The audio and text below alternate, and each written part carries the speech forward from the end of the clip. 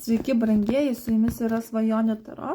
Iš tikrųjų, esu trumpam dingusi, netrumpam, galbūt ilgėliau.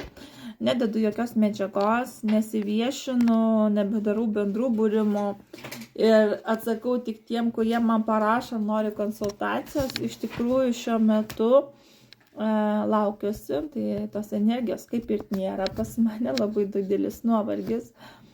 Ir tiesiog žinau, kad jūs apleidau ir galbūt kai kurie pastebėjo, kad nebėra taip kaip anksčiau, ar neatsakau, ar nedarau bendrų būrimų, tiesiog nepykite.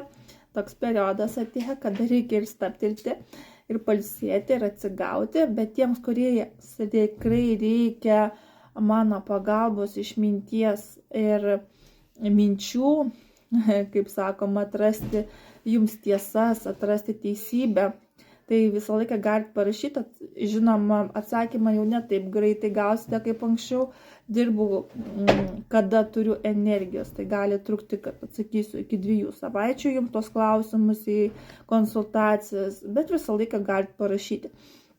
Tai vat, labai jūsų laukiu, jeigu jums reikalinga mano pagalba.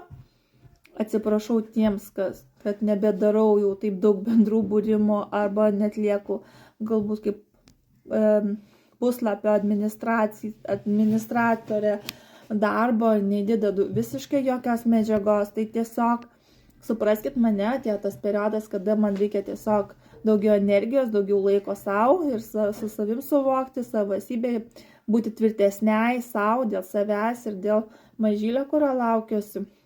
Prašau supratingumo, bet visą laiką tie, kurie nori kreiptis, visą laiką laukiami ir jūsų laukiu. Su jumis buvo Svajonių Taro, myliu, bučiuoju, iki.